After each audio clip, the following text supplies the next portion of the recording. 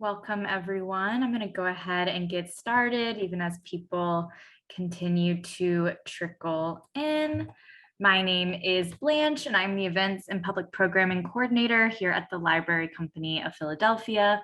I use she and her pronouns, and if this is your first time attending a Library Company event, welcome. We are so happy you could join us. If you've attended another one of our programs, welcome back. For those of you who may not be familiar, the Library Company, founded in 1731, is an independent research library concentrating on American society and culture from the 17th through the 19th centuries. Free and open to the public, the Library Company houses an extensive non-circulating collection of rare books, manuscripts, broadsides, ephemera, prints, photographs, etc. We have some artifacts in there too. Our mission is to foster scholarship in and increase public understanding of American history by preserving and interpreting the valuable materials in our care. To that end, we host a wide range of free public programming, and I must encourage you to become a member if you're considering it. I'll be posting a link in the chat to do so if you're interested. And that is what brings us here this evening.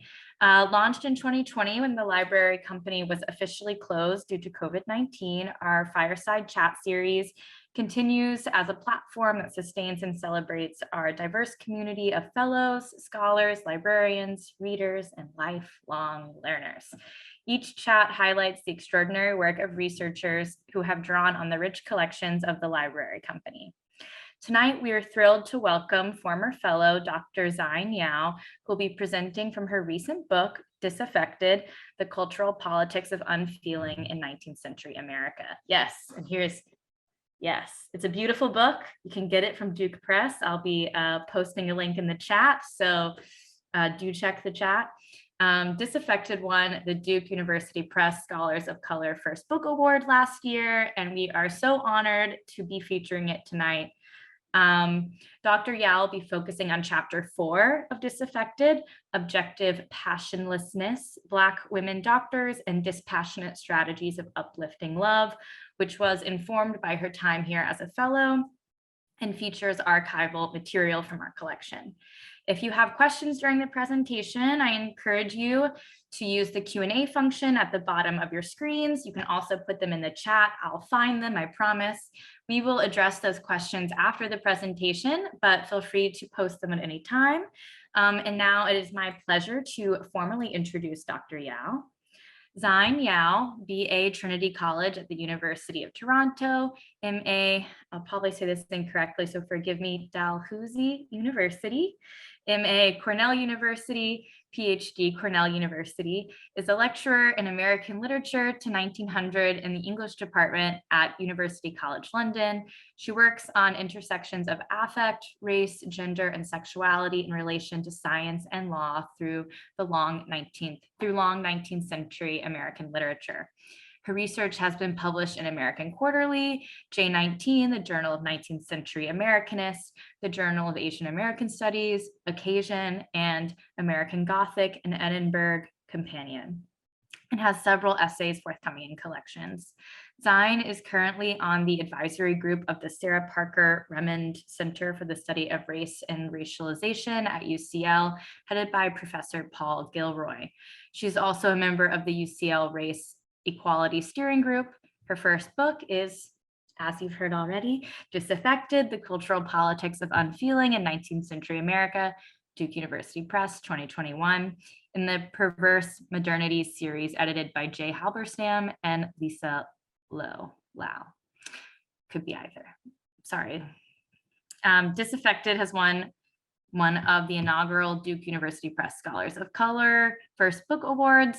A section won the 2018 Yasu Sakikibara Prize from the American Studies Association for Best Paper to be presented at the annual conference. And I hope all of you are now applauding in your silent virtual viewing spaces. And I'll turn it over to Dr. Yao. Thank you, Blanche, for that wonderful introduction, and thank you all for joining wherever you may be. Good evening from, well, unusually hot London in And it's like, yeah, a pleasure to be able to talk to all of you today, and a particularly pleasure to see some familiar names in the chat, like Nazira. It's no exaggeration to say, like, although thanks so much to Blanche for making this event possible, like the reason why this whole grant was possible for me was because of Nazira Wright's generosity, who she was a fellow before me. She is the author of a beautiful book called Black Girlhood in 19th Century America.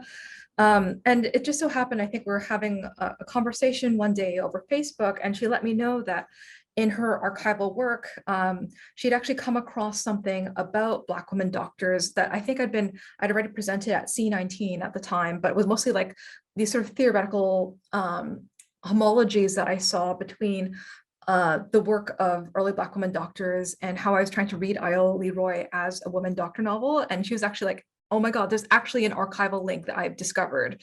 And so I just remember it was so exciting. And that became the whole basis of my application, that once I moved to the UK, like that was one of the first proposals I put together, because I knew that I had to work on this and write this entirely new chapter for my book. So to give a bit of background for perhaps the more junior scholars, and I'm also really happy to talk very frankly about the book process, because I think that there's a way in which talking about first books can really easily lend itself to like this sort of seamless, meritocracy of this person worked really hard and they managed to get a job, et cetera, et cetera. But obviously our field is so like seemingly overdetermined by precarity right now. And so I also want to disrupt like that and also make visible like there's all these support networks. I was really lucky to get to know someone like Nazira and so many other colleagues that help to guide my thinking and support my work. And so again, like I moved to the UK and end of 2018, one of those moments where it's like, oh, archivally would be more useful if it was Victorianist as opposed to 19th century Americanist. Now I'm so far away. And I was also just working on transforming my dissertation into a book. And one thing that became really clear for me is that originally my dissertation had just 4 chapters, and I realized I thought I really needed a 5th chapter as a complement to what was then like my middle chapter on white women doctors, because I felt like just because there aren't any novels that seem to be about Black women doctors or Indigenous women doctors, like there's something in which like the absence of that I feel was felt in my project. I did have a chapter that was on Sui Sin Far, the first Asian North American woman writer, but I felt like I needed to do something that really brought my commitment to queer and feminist to color thinking to the fore, that had to do with thinking about the archive differently. And I think this really also speaks to sort of the kind of trust and care and community work that goes into talking about writers like Ellen Watkins Harper, that I was also very much indebted to the work of Bridget Fielder, who is the author of the amazing book on thinking about kinship in the 19th century, to Professor Caretha Mitchell's edition of Iola Leroy, and they then in turns are building on the legacies of Black feminist scholars in the 19th century, such as Carla Peterson and Pierre Gabriel Foreman, and also that's the work of scholars in Black feminist scholars in medical history, such as Deirdre Cooper Owens, who of course is part of the Library Company of Philadelphia. And it was a thrill for me to even think that she like read my application, because like the way that, say, in a work like Medical Apartheid, she's sort of rethinking like the agency of Black women in like the 19th century medical archive, as opposed to just seeing them as victims. It was incredibly important for me to rethink that. And I think that there's a particular demand for non-Black scholars looking at Black archives to do justice by them. I think that people are increasingly taking seriously the imperative to say cite Black women, but tends to be a disparity between just citation as opposed to actually supporting actual Black feminist scholars themselves. Likewise, I think it's been easier sometimes for people to interpret calls for Black Lives Matter in an archival setting by just doing the work on Black lives when they're non-Black, but without actually heeding the generations of Black feminist scholarship that should be guiding the way that people are approaching that. And I think that's something, again, we have to be very mindful of, that citation should be a part of this methodology as opposed to a single corrective. And part of that then for me was like thinking, as I mentioned, hashtag cite Black women is one particular initiative.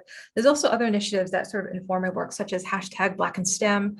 And also that I was very lucky to have the friendship of people like my PhDivas podcast co-host, Dr. Liz Lane, who is a Black woman in science in her own right. She's an assistant professor of biomedical engineering and chemical engineering at Carnegie Mellon University. And so we're taking seriously like that within the university in and of itself, that thinking about Black women in the 19th century as scientists means like, well, how can I do justice by that unless I'm actually like in conversation with current Black women scientists and sort of understanding what their experiences are and like being able to be supporting them in a meaningful allyship. So just a quick sort of overview of how I'm structuring this talk. I was going to give a little overview of my overall arguments to sort of give you a sense of like, oh, what am I doing in terms of my theoretical intervention, but also like how I'm positioning myself in relation to early 19th century American literary studies. Here's a quick preview of the archival gem that Naziro helped bring to my attention that sort of links together Harper and Crumpler. And then I'll talk a little bit about my research. And so this talk should be approximately an hour. I'm afraid that because I'm sharing my screen, of course, I can't see the chat very well, so I hope I'm not being inattentive to people. But yeah, so I'll do a sort of an overview and then talk a little bit about that specific chapter. And then I'm happy to talk a bit more about the book process or the experience of doing my short-term grant that I held in August 2019. And I got to meet other fantastic scholars that I'm still in conversation with today.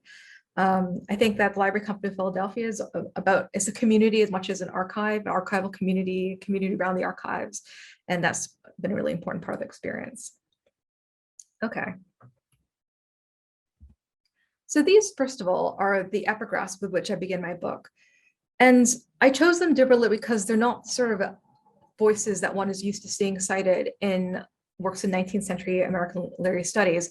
Indeed, when one talks about feeling in 19th century American literary studies, I've sort of noticed that so many texts love to begin with like the same quotation from Adam Smith, the usual one of like, you conceive of imagine oneself in another person's situation, something that's almost altogether like that situation, et cetera, et cetera. But the sort of work of citing Denise Ferrer da Silva and Martin F. Menelanson and Edward Glissant, I think was really important for me to have a rupture in terms of my thinking about feeling and affect that I thought it was important to get outside of this disciplinary bind that goes back to the discussions between Anne Douglas and Jane Tompkins, of course, about the complicities and cultural work of sympathy and sentiment, but actually how by centering these other intellectual traditions, these ways of thinking by scholars of color, can we see the world differently? And also realize that the world that tends to be presented in our discipline and how we're told to see these archives is only one possible world of many. So this is how I began. White feelings, white tears, white fragility, white woman's tears, white men's tears.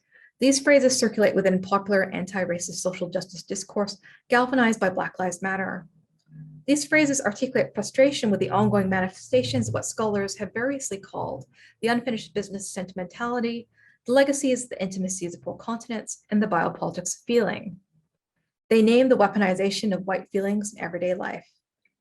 Behind these uses is the implicit statement: we have always known that white feelings produce and maintain structures of domination. To depend upon white feelings as a catalyst for social change reinscribes the very world that enables their power. So, no more business of white sentimentality. Withhold from those colonial intimacies. Refuse to feel according to the hierarchies of the biopolitics of feeling. Be disaffected. And there's ambivalence and there's discontent. Philosophers Sylvia Wynter and Denise Ferrer da Silva have argued that the category of man, that is to say bourgeois Western whiteness, overrepresents itself as universal humanity, structured upon the suppression of racialized modalities of the human as mere derivations. Following lines of inquiry opened up for us by their insights, what operations are concealed and enabled by the construct of universal feeling as symptom and signifier of that coloniality? Affectability, according to Silver in a study of Enlightenment universality, transmuted to the biopolitical apparatus of global modernity is, and bringing back to my epigraph, the conditions of being subjected to, both natural in the scientific and lay sense, conditions and to others' powers. Affectability defines raciality. That transparent eye has the agency to know and affect, while the affectable eye is susceptible scientific construction of non-European minds. In this way, De Silva recalls for us Spinoza's foundational proposition about the nature of emotions in relation to the world. That Spinoza states, by emotion, I understand the modifications of the body, by which the power of the acting of the body itself is increased, diminished, helped, or hindered, together with the ideas of those modifications. And as Tyrone S. Palmer points out, although not written with affect studies in mind, De Silva's definition of affectability points to the inextricability of affect from power. And so I suggest that disaffection threatens a break from affectability. I ask then, how does unfeeling pose as a constitutive outside to that totalizing system, and what challenge can disaffection pose? And indeed, I think that not just within our particular discipline archive, but in everyday life, it's so common to think about unfeeling as simply as the oppression from above. This is that minoritized peoples have to, supplicate those in power to make them realize that, we bleed just like you. But what if instead we gave space to rethink it as a tactic from below?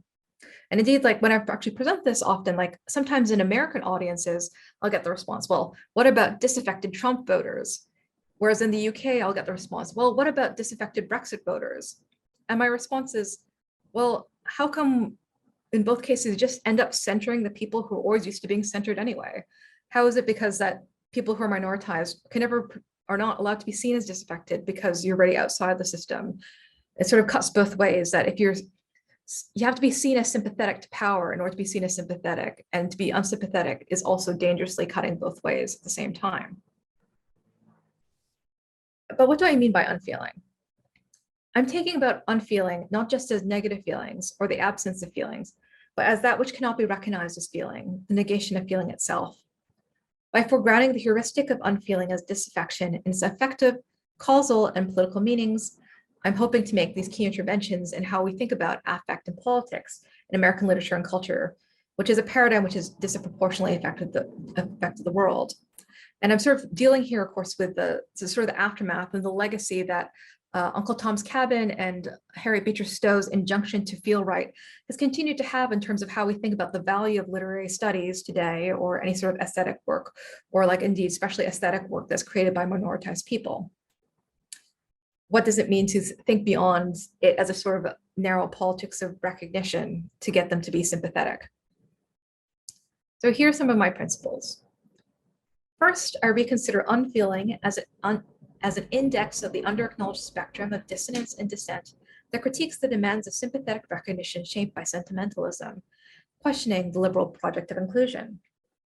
Second, I explore unfeeling in both the responsive and demonstrative senses as a quotidian tactic of survival and a counterintuitive, sometimes counteractive mode of care.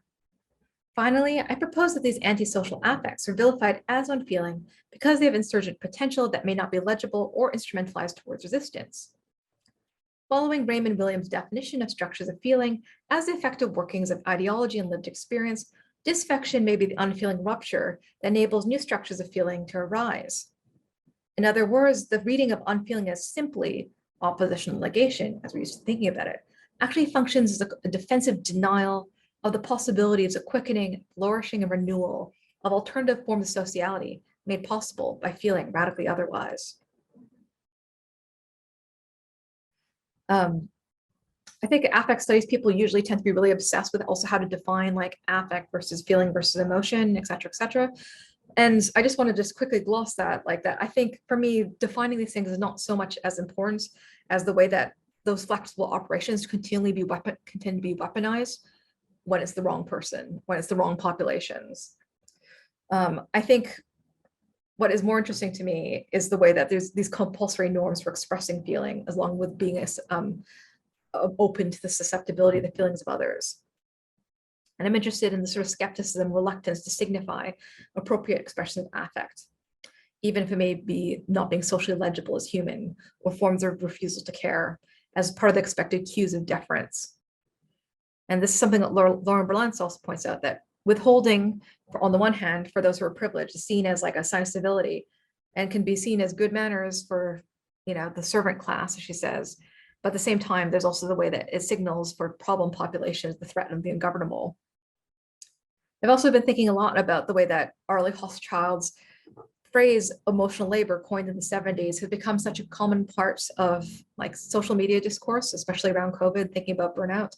That's way of naming of this very familiar phenomenon of the way that this sort of work is both formal and informal, the way it's both gendered and racialized. And I think that race is a pivotal part of how this construct of universal feeling operates.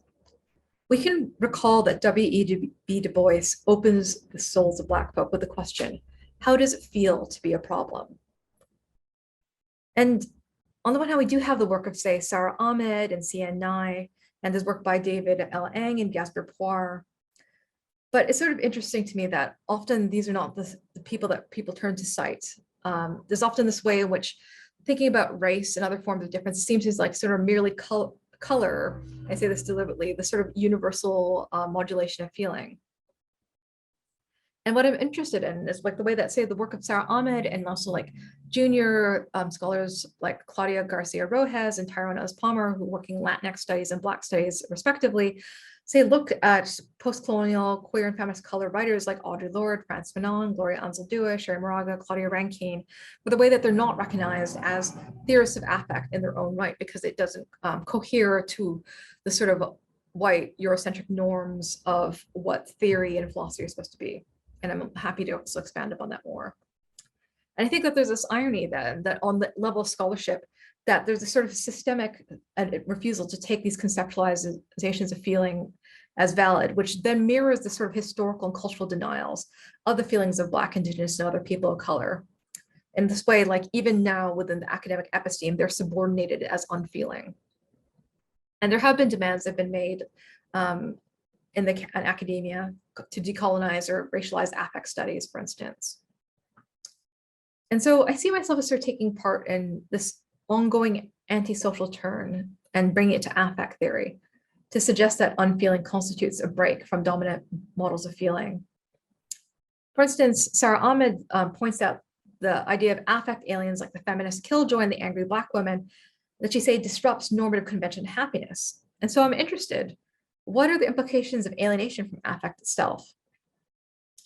Unfeeling is both frustration and promise. And so this is, to shift back to my epigraphs, I deliberately cite Martin F. Manalanson, who's talking about how the global care economy is dependent on Filipinx domestic workers. And what's interesting to me is like, I came across the Manalanson because I first read Lauren Berlant's essay on mysterious skin, thinking about sort of flat affect. But I realized that for her, how she's citing and theorizing it, she was citing Manalanson. And so I read the Manalanson, and then ever since then, I've just noticed people find it far more easy to cite Berlant than to cite Manalanson. So I think it's important that I do that. And for instance, Manalanson says really powerfully, by disaffection, I emphasize not only emotional distance, alienation, antipathy, and isolation, but also center this word's other connotation of disloyalty to regimes of power and authority. And also, so now just to expand a little more on what I mean by unfeeling. So I use it as a broad term for a range of affective modes, performances, moments, patterns, and practices that fall outside or are not legible to dominant regimes of expression, which could include, but are not limited to, withholding, disregard, growing a thick skin, refusal to care, opacity, numbness, dissociation, inscrutability, rigidity, insensibility, obduracy, flatness, insensitivity, disinterest, coldness, heartlessness, fatigue, desensitization, emotional unavailability, and now, thanks to COVID, I definitely would add burnout. In short, those who are disaffected break from affectability, presenting as unaffected. And these inexpressive expressions stubbornly thwart the supposed universality of affects encompassing intensities, tracking the edges of their influences and suggesting a beyond to their limits.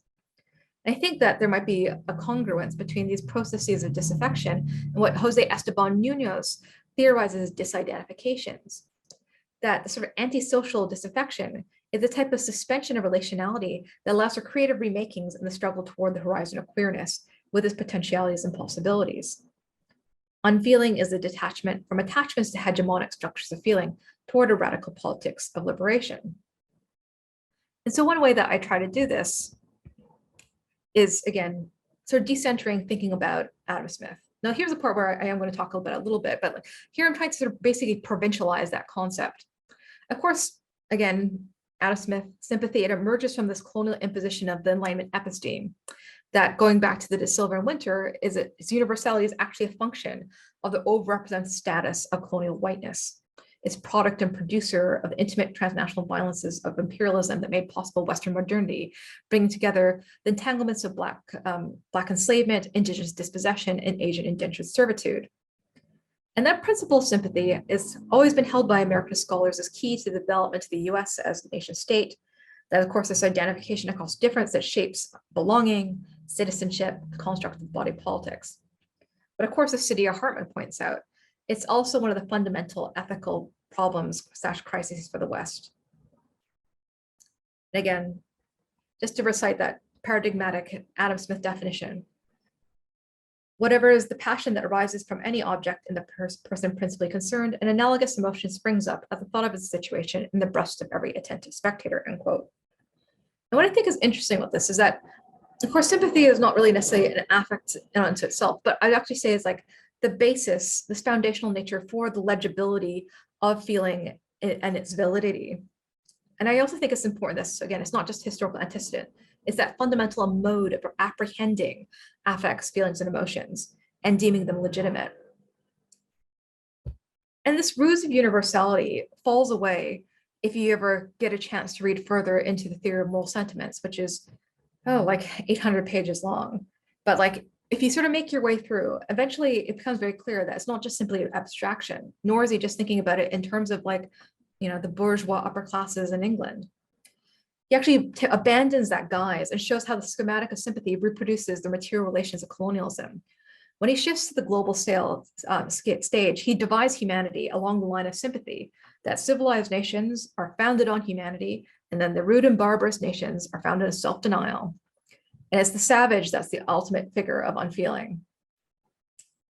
And he sort of complains, and this one part, I just remember the first time I read it, I thought it was just really funny.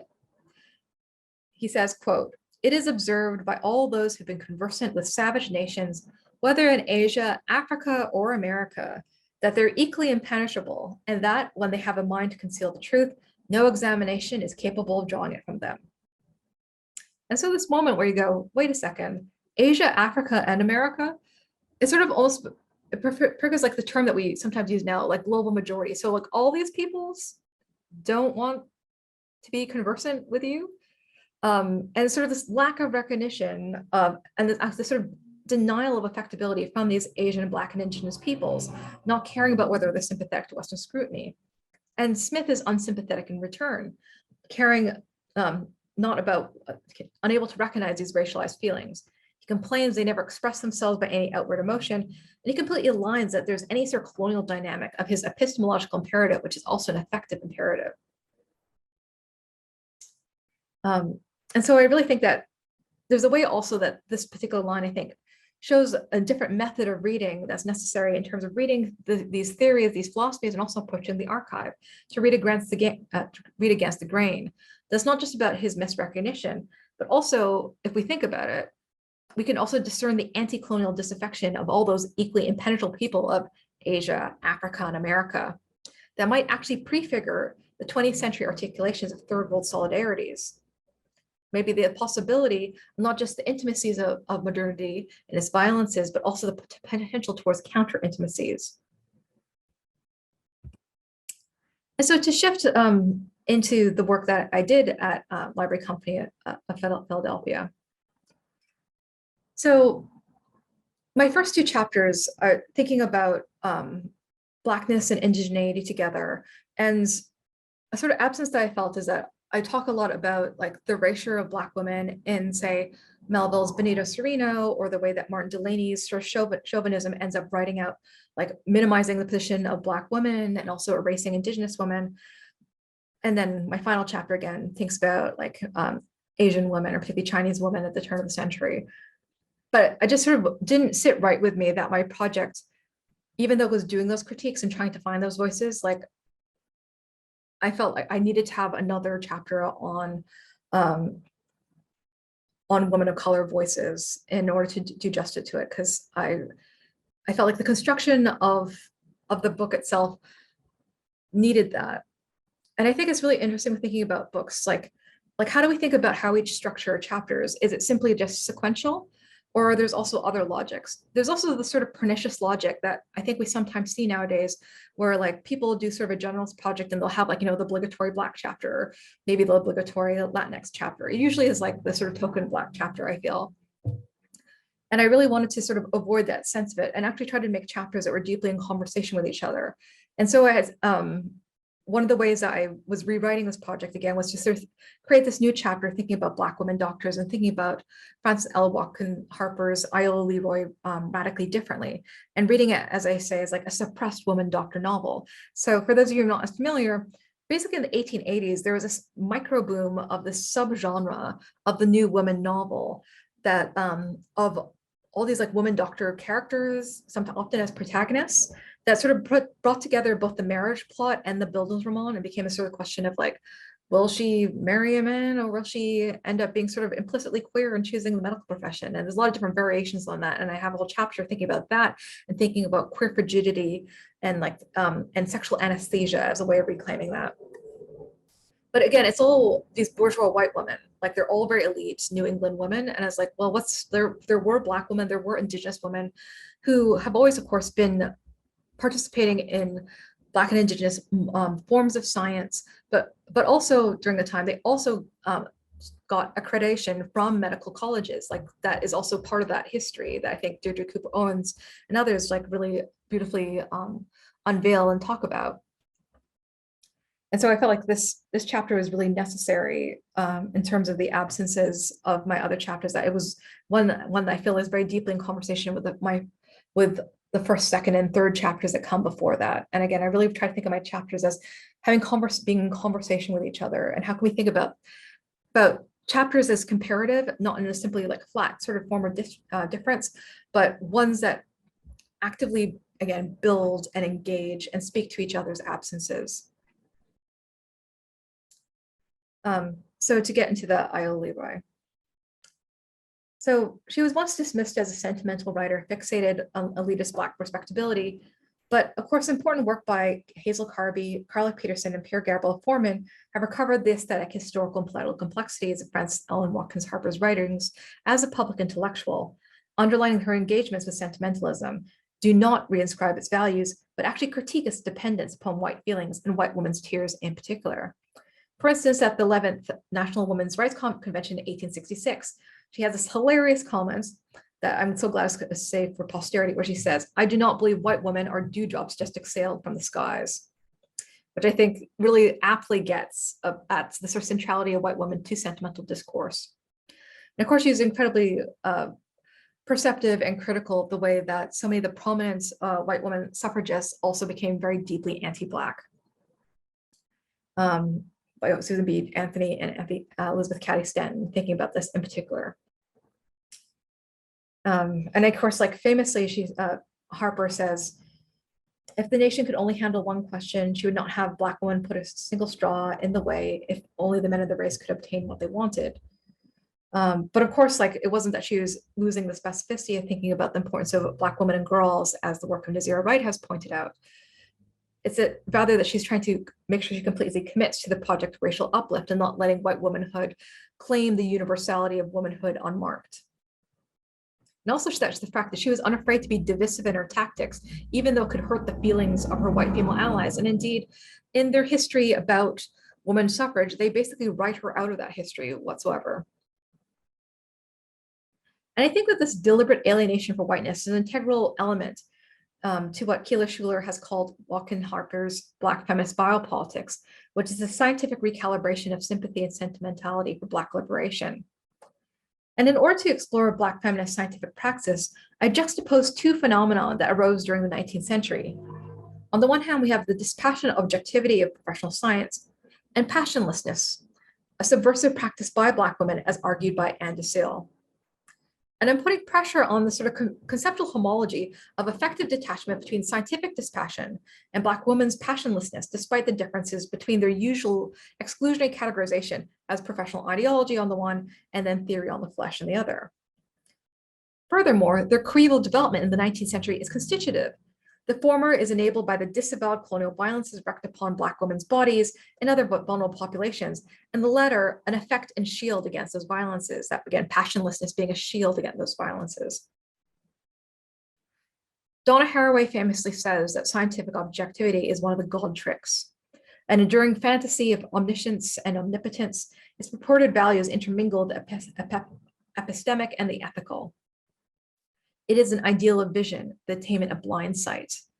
And of course, like Lorraine Daston and Paul Gallison's landmark study talks about objectivity as, quote, the suppression of some aspect of the self, the countering of subjectivity, as well as also about trained vision and image making and trained judgment. And these repudiations vary, but tend to hinge on emotional distance to attempt a bodiless vision free from individual perspective. In this sense, objectivity can often mean, when we say that, an attitude or ethical stance, which is grounds for praise as calm neutrality or blame as icy impersonality. But Some of Us Are Brave, the important study by Gloria T. Hull and Barbara Smith on the field of Black women studies, they say that objectivity is itself an example of the reification of white male thought, for instance.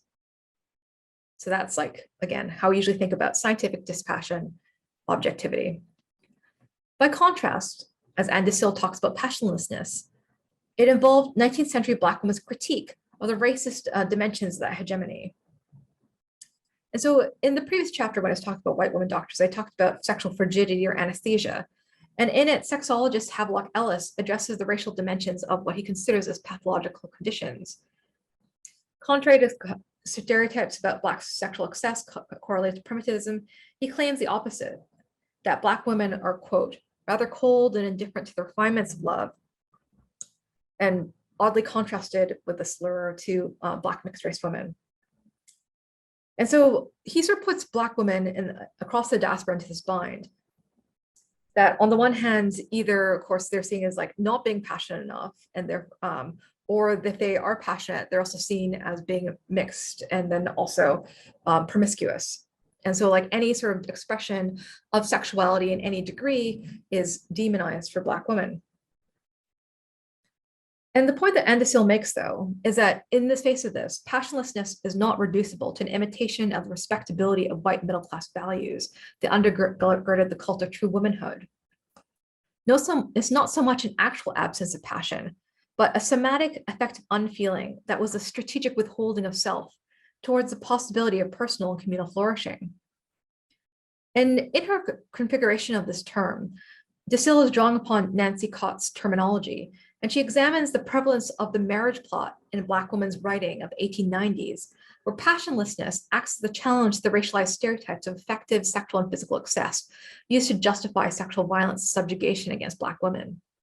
And so, for instance, she analyzes Iola Leroy alongside William Wells Brown's Clotel to say that the political work of literary passionlessness serves as Black women's reappropriation of moral authority and Christian virtue, as well as the reclamation of their capacity for desire. The historical specificity of passionlessness as an ideological stance bears resemblance to what historian Darlene Clark Hine identifies more broadly as a culture of dissemblance among Black women living under the threat of rape from chattel slavery through the presence.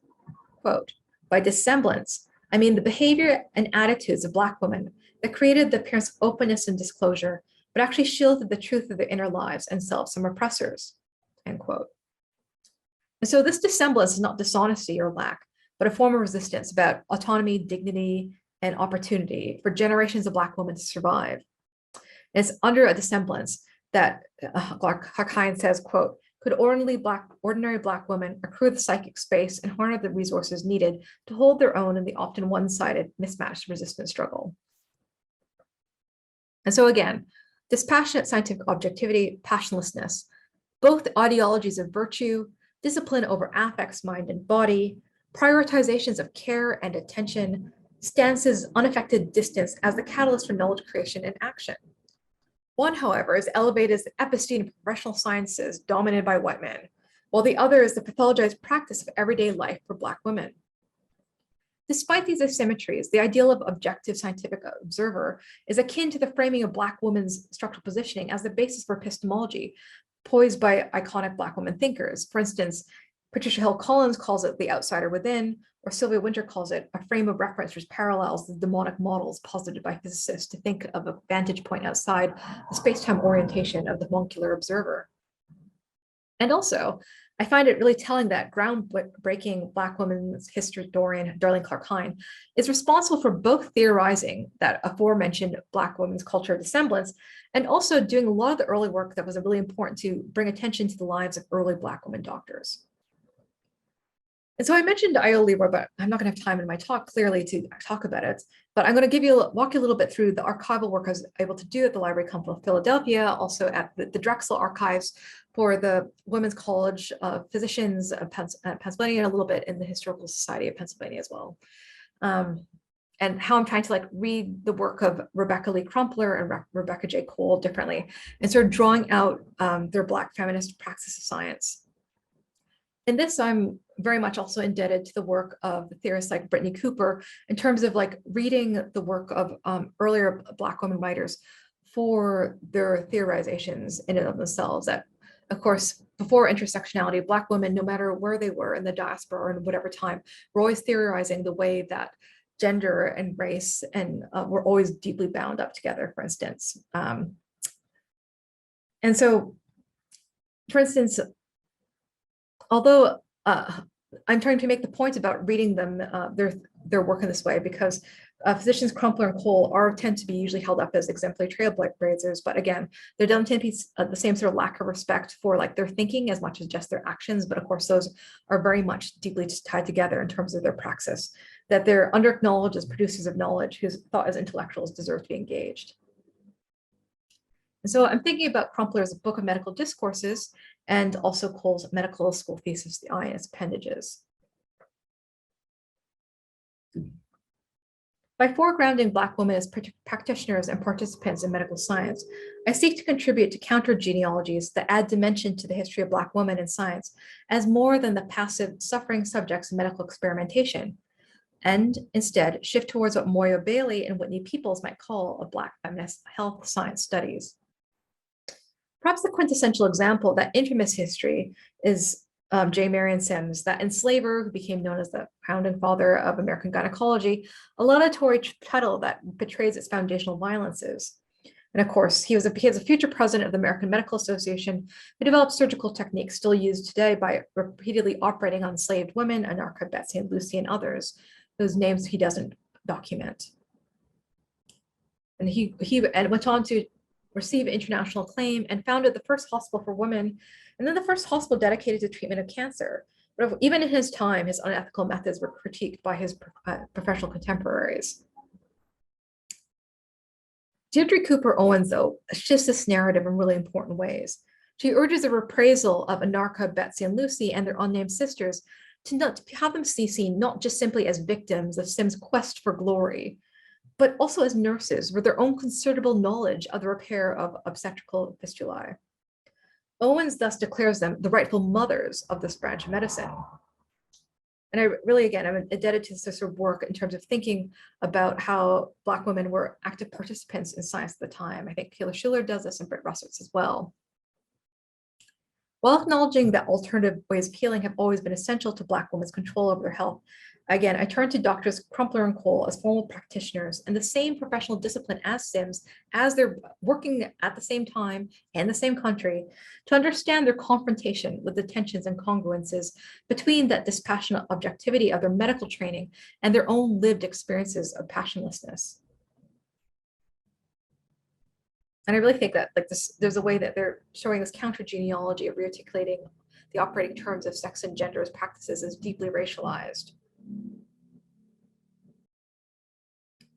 So what was the scene like for Black women doctors? The 1890 Census Bureau reported that only 115 Black women compared to 909 Black men were practicing physicians out of a total of over 100,000. And although Howard University opened this medical school in 1869, the first female graduate is actually white. Majority of early Black women doctors graduated from Meharry Medical College, which, although was founded in 1876, did not graduate a Black woman to 1893. And so we now instead have Rebecca Davis Lee Crumpler. She graduated from the New England Female College in Boston on March 1st, 1864. But when she did that in 1864, it had already been 17 years and 15 years since David John Peck and Elizabeth Blackwell received their distinctions of the first Black man and the first white woman doctors. And when Crumpler achieved this milestone, the previous census in 1860 indicated only 300 of about 55,000 doctors were women. In 1867, 3 years later, Rebecca J. Cole earned her degree from Women's Medical College in Pennsylvania and Philadelphia. And in her work putting together this fragmentary archive, Darlene Clark Hine emphasizes that these women and the rest of the first generation of Black women doctors make considerable contributions to their profession and society, all more remarkable given their actual numbers and the many barriers they faced. They founded and ran hospitals, made nurse training schools, social service agencies, and civic organizations.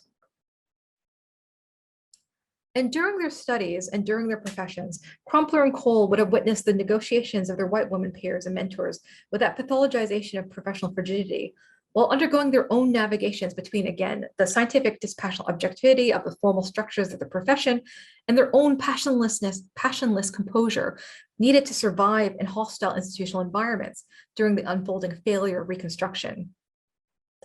The only extant documentation of Crumpler's time in medical school are the minutes of the faculty meeting, which graduated her and the two white colleagues. And in those, they refer to her as, quote, colored, and voted to confer her as doctoress of medicine. And although she passed this final oral exam, the faculty awarded the degree with the following reservation. Owing to the deficiencies in the academic education of Mrs. Lee and the slow progress she's made in her professional studies, we have hesitated very seriously in recommending her. But nonetheless, she published a book of medical discourses, what you see advertised before you right here, in 1883, which is possibly the only book published by a Black American woman doctor in the 19th century.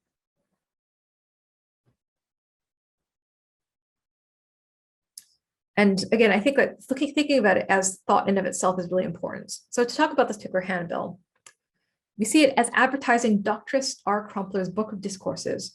And if you notice, just the very first reference that she gives is none other than a Mrs. F.W. Harper of Philadelphia, Pennsylvania, who writes that Dr. Rebecca Crumpler's manuscript contains very valuable information for women, and if published in book form, I hope it will have a wide circulation. And her endorsement comes before two glowing reviews from medical doctors, including Isaac J. Weatherby, who's the co-founder of Massachusetts Dental Society. And so it's interesting, again, she's prioritizing Harper necessarily as a Black woman activist before these doctors. Her priorities are very clear. And it's, I think, really telling and interesting that she also anticipates some of the work that Harper would write in terms of thinking about the role of Black women, in terms of thinking about enlightened motherhood and science. The dedication of this book itself reads, "To mothers, nurses, and all who may desire to mitigate the afflictions of the human race, this book is prayerfully offered." And I do this whole reading of this book. I'm not going to give you too much of it now, but like there's this way where people say like, oh, it actually doesn't talk about race until the very end. But I think that there's this way where she's talking about discourses plural, where she's very carefully playing with the sort of heterogeneous polyphonic dynamics within the sort of constraints of her professional discipline. And also I think it's very clear that she knows who her audience is throughout. And she actually becomes very explicit talking about, say, the rising violence of lynching at the time. And also her prioritization of the importance of, say, the education of Black girls in particular. And like that this sort of a scientific manual, although sometimes seeming to sort of traffic into respectability politics, is really also very much about trying to bring together Black women's moral and sexual medical education all together. And again, like it's so fantastic that I'm so grateful to Nazira for showing this particular link, that I think it really helps us to think that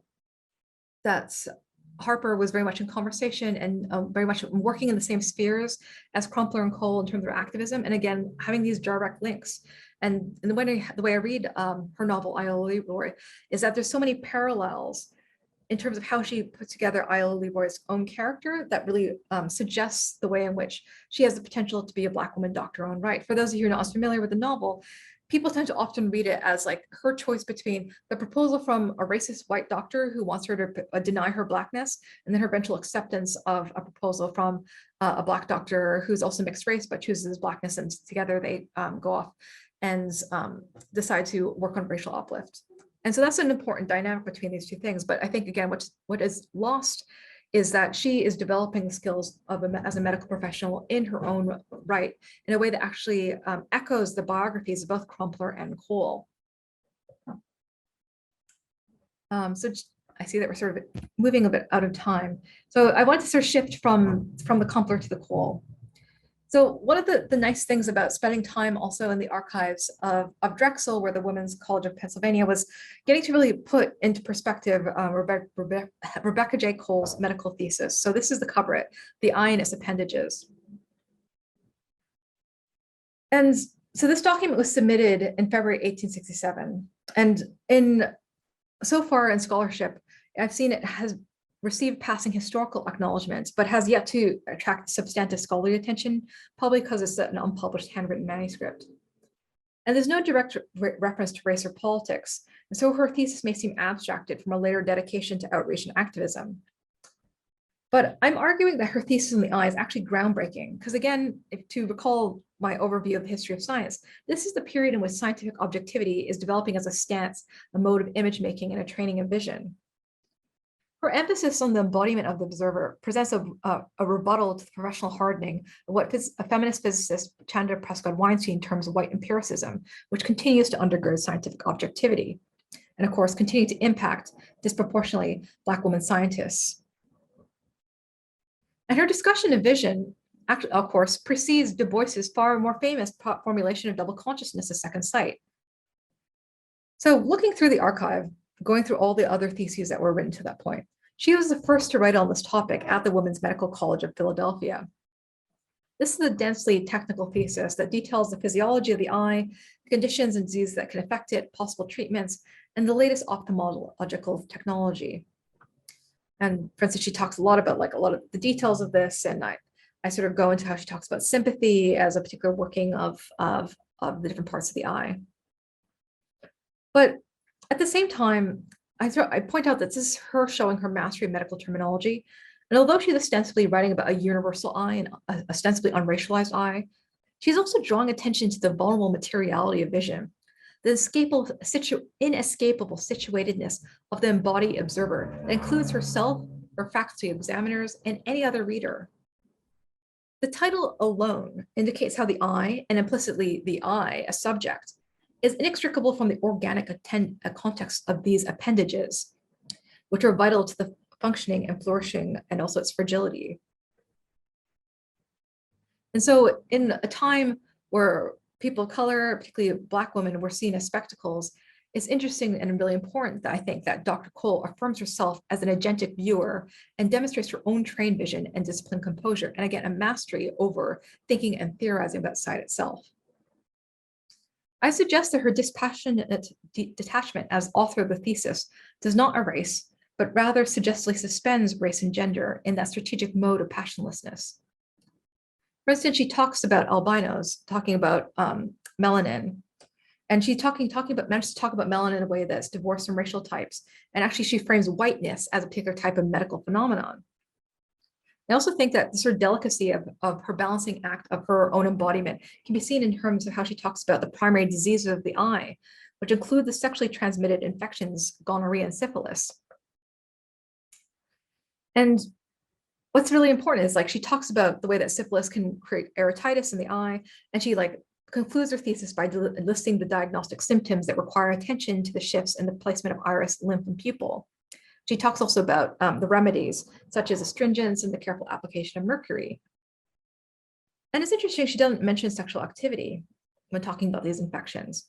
And I don't think that this refusal reflects a prudish repression, because she doesn't include any moralizing. She's operating in the constraints of society that pathologizes Black women's sexuality as depravity, and which of course is why DeSille talks about the need for passionlessness in the first place. But at the same time, despite that pathologization, Cole does not shy away from directly addressing gonorrhea and syphilis. She approaches them as a coolly objective medical professional, rewriting how Black women can engage issues of sex. She is not tainted by these sexually transmitted infections. They're merely conditions she has the power to treat as a physician. And she finishes her thesis with a flourish in the final sentence, quote, "The virtue of mercury has been treated in this disease also, but also in the words of Lawrence, its influence is not confined to the syphilitic, but equally extends to the idiopathic form of the disease," end quote. In her only use of a direct quotation, she cites Sir William Lawrence's A Treatise on the Venereal Diseases of the Eye, and he was a noted British surgeon who specialized in ophthalmology and counted Queen Victoria among his patients. If you read histories of science nowadays, he's probably better known as a pre-Darwinian proponent of monogenesis, arguing that all races were the same race. But of course, if you read it, he's still deeply racist and deeply anti-Black. And I don't want to sort of read those particular comments. You might as well imagine what they are. But in her citation of his work, I suggest that Cole is not submitting quietly to Lawrence's authority, but she's demonstrating her own command of medical discourses in the document that would confer her with her own accredited legitimacy as a recognized physician. If anything, she highlights the fact that her knowledge of syphilis comes from a powerful white man in her field, part of the white racist traditions of their elders that she later invades in a woman's era piece. It also critiques Du Bois and his lack of attention to the biopolitical dimensions of Black health. I'd say that it's with the objective passionlessness, she ultimately refuses attachment to him and the colonial institutional histories represents. She subverts their professional proximity as a stepping stone toward her own personal success and broader objective of Black uplift.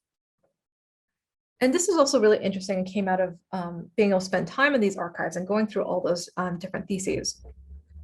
Although these theses were not documents that received wider distribution, look at how beautiful this object is. And it was just really telling because it was really deliberate in which she did it. So she graduated with 8 white colleagues in her cohort, and all the other ones just had plain cover sheets.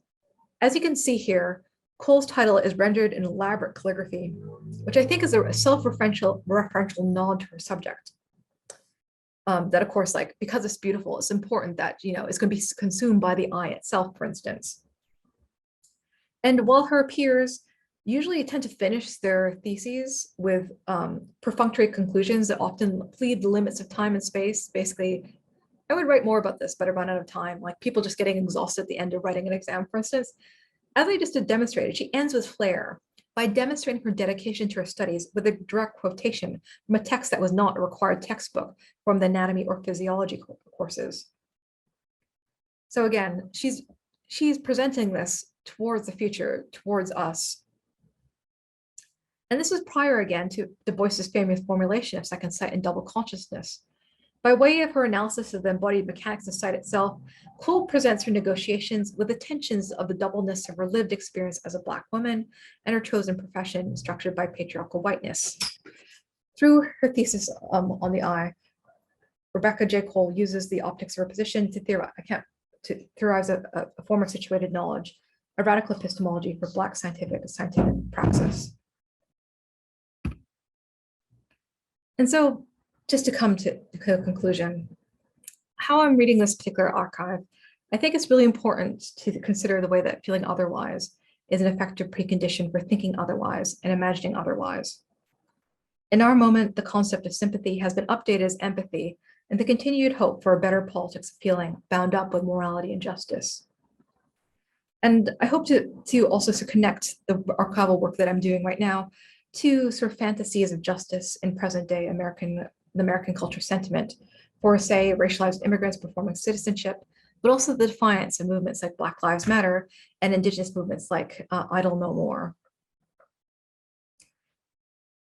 I hope to offer a way outside of the bind of the poles of critique and defense that have dominated our understandings of sympathy that also eschews a primarily descriptive approach of tracing the workings and effects of feeling and unfeeling. Lingering with, rather than debunking, the specter of unfeeling and its function as antisocial rebuttal allows us for greater nuance in our understandings of politics and literature for the marginalized. And so in conclusion, against the insistence on affect in relations to attachments and a porousness I think we also need to acknowledge the effective importance of detachments and boundaries. What possibilities open up when we explore the implications of Edouard Glissant's right to opacity in terms of feeling? Can a calculus of uncaring allow us to better care for ourselves and others? So thank you very much. Thank you for listening and staying with me all this way. And I look forward to your questions. Thank you so much, Dr. Yao. I will begin by reading one of the questions from one of our attendees. Nazira Wright asks, and also says, Dr. Yao, thank you for this important work. Can you speak more on the importance of Frances Harper's legacy of supporting other Black women professionals? Harper also advances the career of Gertrude Bustle Mossel, could also be Moselle Mossel, a Black women writer from Philadelphia. This handbill contributes another aspect to Harper's studies, her role as an endorser champion of early Black women professionals. Can you speak about this importance in the early African-American literary tradition? Thank you so much, Professor Nazira Wright. Like, in a way, I feel like, what could I possibly tell you that you don't already know? But I think it sort of speaks really beautifully to, I guess, that there's a beautiful parallel between Harper's own work in terms of uplifting other Black women and the work that Harper scholars have done amongst themselves, like with Caretha, with Bridget, with yourself, that there's such a collaborative project of uplift both then and now, in terms of doing this work, that it was never about like the uplift of just like the individual and the sort of neoliberal professionalization, or like sort of the imperatives that like our students today would have in terms of like getting a degree with all their expenses involved, and of course the incredible pressure on seeking STEM education for minoritized peoples, and people who are descended from immigrants, that like, you're studying science because like that's the only way that you can like achieve social mobility. But Harper always understood, like, and I think that Crumpler and Cole understood that it's not just about like individual mobility, it's about bringing up everyone together. And so I think this is something that person, for instance, Iola Leroy, the novel really beautifully explores, because there's so many different characters that it explores. Like, it's truly like dialogic and heterogeneous as a text. And also the way that Iola Leroy is never threatened by other Black women, like the way that, say, when she befriends Lucy Delany, who ends up marrying her brother, like she admires the fact that she's a darker skinned Black woman who is incredibly learned, and she's not threatened by her. She sees that this is like opportunity for conversation, it's opportunity for friendship, for kinship. So yeah, like I don't know if I could add too much more to that, but I think that there's something that's going on also perhaps very beautifully with the way that Crumpler is citing Harper here, and is thinking again, like, and maybe I'm just thinking about this on the spot, like there's something that's going on in terms of a Black feminist citational practice, which isn't the sort of perfunctory way that nowadays we see that people will plunk in a quotation from like Christina Sharp or Cedar Hartman that clearly just like they haven't actually read their work deeply, and often it's like often the only Black feminist work that is being read. But what they're actually showing is like a meaningful engagement that has to do with like an effective investment in others' material well-being and growth. So I hope that speaks a little bit to your question, Nazira. And I have to ask about your research process in the library company, in the reading room. Could you talk a little bit about what that was like for you? Was there anything that like surprised you that helped shape this chapter? We would just love to hear about, your experience with our collection. Yeah, I think it was really being able to put, for me, like Cole's theses in context, because I was able to find like, I think I was able to like see like the PDFs that were scanned on the website, for instance, so I was able to like read the content, but actually like seeing them and then also like just the ease with which, like, rather than having to go through like a really finicky medical catalog, well, rather the way that all library catalogs like a little bit finicky, and like, they try to like allow you to have the equivalent of like looking side to side on a bookshelf, but like it's never going to be quite the same. Like actually being able to see the files together, I think was so important. Like see the way that they're presented in the folders really gave like a much greater like both depth and breadth of understanding what she was doing in the writing, but also the material form of the thesis for me. And I think there's also just in terms of like the handbill that Nazira drew my attention to, there's just like also the frisson of the serendipity of the archive that can never be underestimated. Like archives are also very are cold places, but like there's just things also like, spark and quicken you. And there's something that's just so exciting about being able to be there. And it's something I also thought about a lot since, of course, I was there at the end of 2019. And then like shortly later, then COVID happened. So like, as I was working on writing this up during COVID, like thinking of my time at the Library Company and like the friendships that I made there and going through the papers and things like that were like very fond memories that helped me as I was like living alone during the first lockdown, all by myself, working on my book, wondering what the hell's going to go on with myself or the world. Yeah. Thank you. I also have a question that came up for me when I was reading your introduction, and I'm just going to read a part of it. 18th century Enlightenment racism locked the coloniality of sympathy into national projects and the understanding of the global. The 19th century sentimental project consolidated the formulation of sympathy into the liberal logics of belonging and political action. And I'm curious to hear about like where you see 20th and 21st century sentimental projects. Or if you're thinking about that, which I feel like you are, but I don't want to make any assumptions, but I was immediately curious. So that's a very open-ended question. Yeah, like I think that we're seeing it on so many levels today that like on the most basic way, like the way that many of us are working for change within our own institutions, it can feel so core. It feels it's very immediate and very immediately coercive, the way that institutions say don't want to give us decent pensions or decent salaries or like make conditions livable for our students, but like they'll still like weaponize language of, of care, for instance, as a way as a sort of coercive measure. Like they want to extract more and more forms of emotional labor, and those of us who care about any form of justice in the institution end up being locked into doing like quality, diversity, inclusion work in whatever sort of combination of the acronyms.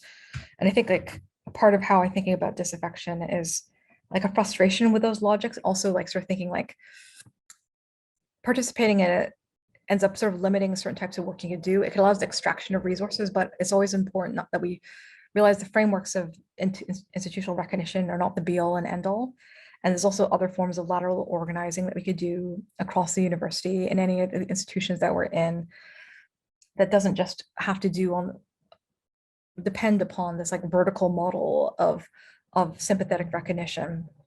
I also say that like that's just like a very sort of immediate version of how this plays out, but like I'm also very much inspired by the work that's happening within like the settler nation of Canada by Indigenous activists who are really pushing like the projects of reconciliation with the Canadian government and sort of pointing out the limits of those forms of colonial recognition and the way that there's like very little space for like Indigenous anger or like true decolonization in terms of like actually giving back land. And I think that's been such an important imperative because say one thing that really surprised me moving to the UK is that people love using the word decolonize, but they don't like to say that things were ever colonized. It's very funny, like being in the UK, you just think that they are not taught their own history. And so they don't even realize that they actually colonize other places. And that's why they think it's a great thing.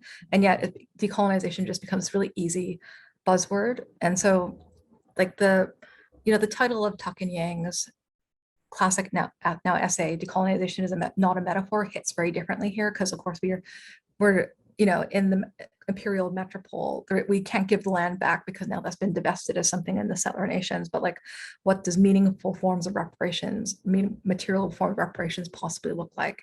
And I think that's a real problem. And like another way, for instance, that I see it operates in this context is like the British and Canada and the Canadians also like to pretend that racism, particularly anti-Blackness, is an American problem.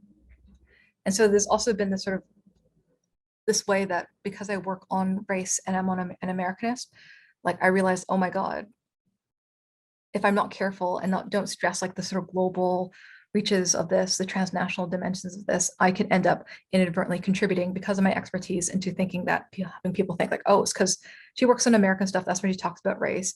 She's not actually British. She's just teaching it here. It's not actually our problem. And so thinking about sort of like pushing against like this sort of comfortable respectability of like, oh yes, I can hear this like project about racism in 19th century America because it's not part of, I'm not part of it, has been really important for me, like to make it a little bit of uncomfortable as much as possible. I don't know how successful I am, but that's something I try anyway. Thank you. Encouraging people to post any remaining questions in the chat or in the Q&A. And I'll ask another. So there were 2 chapters dealing with the practice of medicine. And I'm curious if you could, and you spoke about this a little bit, but I'm curious if you could tease out further, like how the medical field, the medical scene, like that environment ended up having like 2 large contributions to this like investigation into sentimentality. And like that's this is clearly off the top of my head because I started thinking about it during your presentation. But is there? Do you mean as in like why I have 2 chapters that are on women doctors? Is that what you mean? Or I'm curious if like you think there's something, maybe there is, maybe there isn't, like intrinsic to the field of medicine that like brought these readings to the surface for you. Does that make sense? I guess what I'm trying, I guess I'm trying to also say something about like, you know, we think of medicine as like the like field of care, a caregiving field, right? Technically. And I think there's something there that I'm like sensing, but I don't have the words or the knowledge to articulate properly. So I'm hoping that you can. Yeah, no, so thank you for that. Like, I think part of it is, and across my work, I'm interested in the way that like scientific, medical, and like legal institutions obviously have so much to do with the way that subjectivity is being formed in terms of racial and sexual difference during the period, but it's also not the whole story at the same time. And sort of being able to read against the grain of like these authoritarian archives and I think that, yeah, having 2 different chapters on women doctors is also a way of thinking about the gendering of care, that there's also the usual feminist history of medicine tends to be like, oh, women doctors manage to make arguments to enter the medical profession by saying like, oh, because of the separate spheres argument, women are supposed to be like so good at caring, ergo, shouldn't we be able to care really well this way? But at the same time, like they're also fending off all these like notions about like what does that care actually look like? And with white women doctors often have to do with like a tie to a type of potential ungendering and queerness. And indeed, a lot of those early women doctors are what we consider now to be queer. And so that goes a little bit of what I was trying to explore in terms of like sort of proliferation of possibilities of sexual and gender expression for white women, then also for Black women very differently, because of course that's not like a condition. It's a condition that is made far more pervasive because of like of the legacy of chattel slavery. And for instance, when reading Iola Leroy, for instance, she's working as a nurse during the Civil War, and she has to evade basically the romantic interests of Dr. Grisham, who's the white doctor who falls in love with her, but wants her to pretend to be white. And the sort of awkwardness of like, because he sees her give care, he automatically sort of thinks in that sort of, you know, the way that men tend to think that women in the service industry must be really interested in them, like that he's the one who doesn't have boundaries, but she is the one who's like being really good about her boundaries. And so the way that I read those scenes is often like the way that she is having to like give care or also carefully fending off him overstepping the bounds of like doctor nurse propriety in order to profess his care for her, but she could also, she's always like, she's very witty. And I think that's also something that's, it needs to be more acknowledged. Like Aya Leroy is really clever and really witty and in her interactions. And she's basically trying to like deal with the fact that her professional superior is making these unwanted advances at her. And she has to like balance different types of care work without fully alienating him in a way that could endanger her.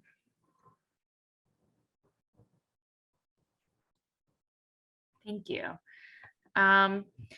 Well, I also wanted to plug, we're having our Juneteenth event tomorrow, and I don't know if you're familiar with Michelle Browder, but she just built this new monument, and it's called the Mothers of Gynecology, and it's in honor of Anarcha, Lucy, and Betsy. So I just wanted to mention it so you know, and for our audience to know. And is there anything else you'd like to say before we wrap up tonight? Not really, but it's like almost midnight here, so I think it's probably good to wrap up. But thank you so much all for joining me. And thank you so much, Dr. Yao, and for staying up so late for our benefit. We really appreciate it. A recording will be circulated in the next couple days, and thank you, everyone. Take care. Thank you.